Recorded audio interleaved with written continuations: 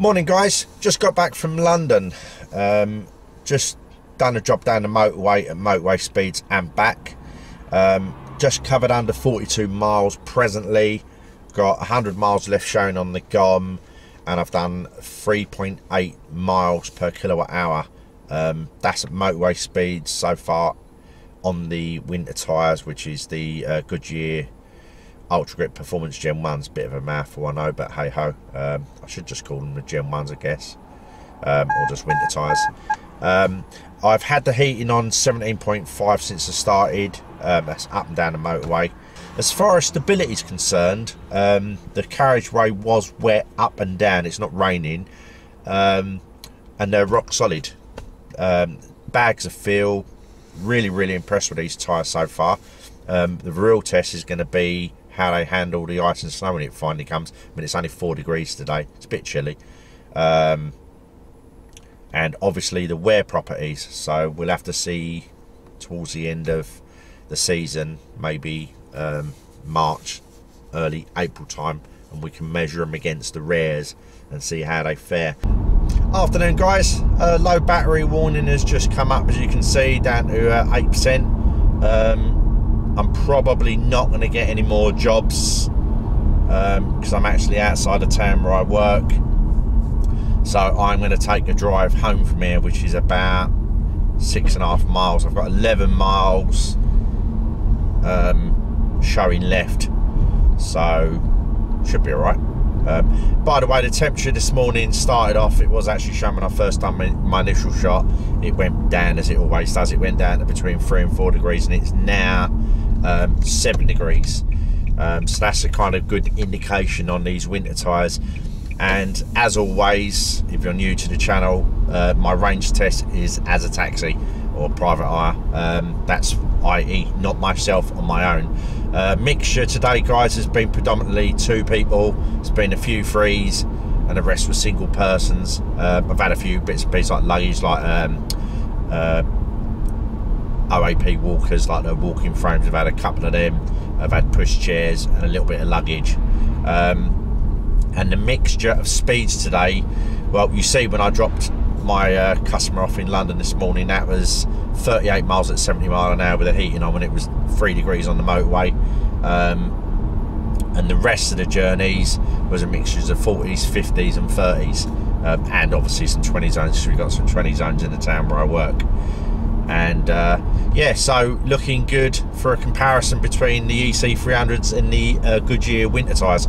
Now obviously with the test I done the other day, that was only like a mini test. This is like the full-blown test.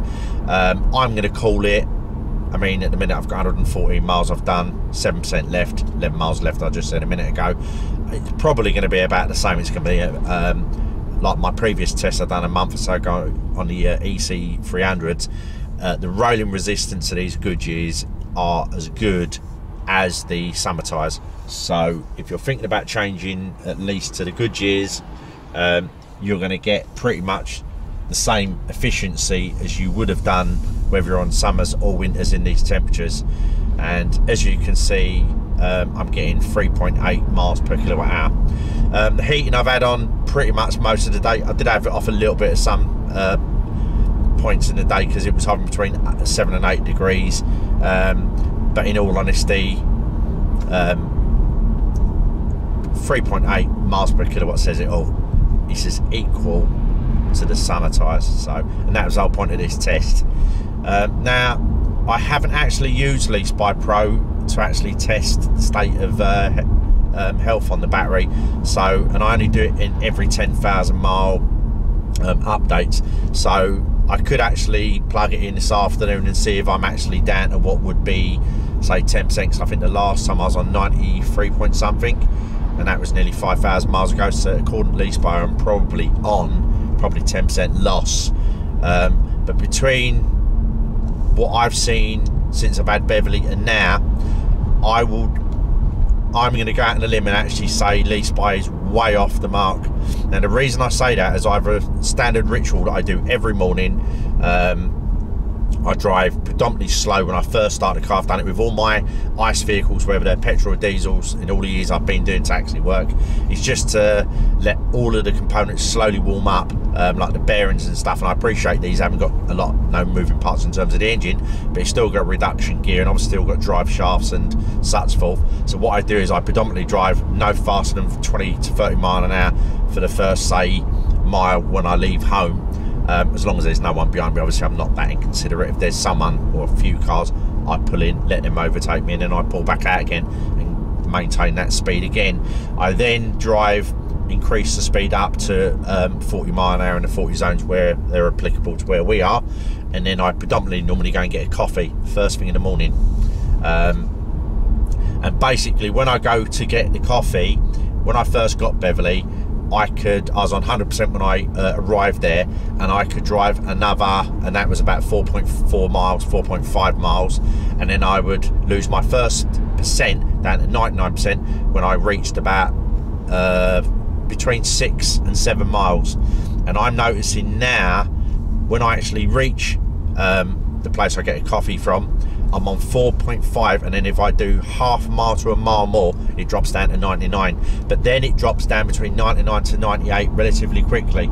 With that in mind, knowing I've lost that little proportion of range, I'm actually going to go out on a limb and actually say that I've lost about 5% on the first 25,000 miles.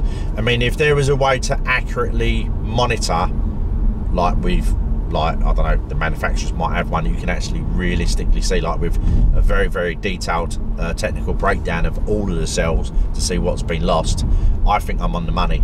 I think it's about 3 to 5%, which means lease by pro is out by about 5 or 6%. So it's not really relevant.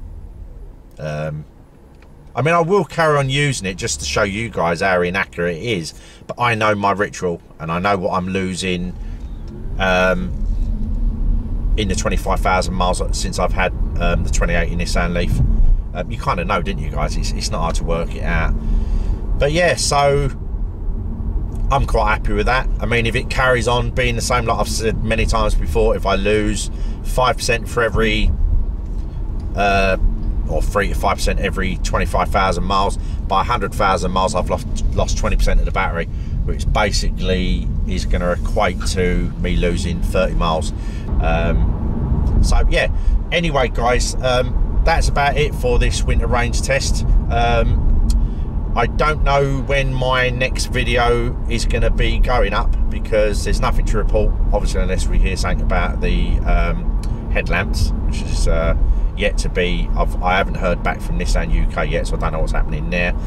But my next video will probably be in the new year now, unless I encounter snow, then I'll report on the snow tyres. Actually, I'll use both cameras front facing, might even do some exterior shots. I'll mount one of the cameras on a tripod and actually show you how good these tyres work with the Leaf.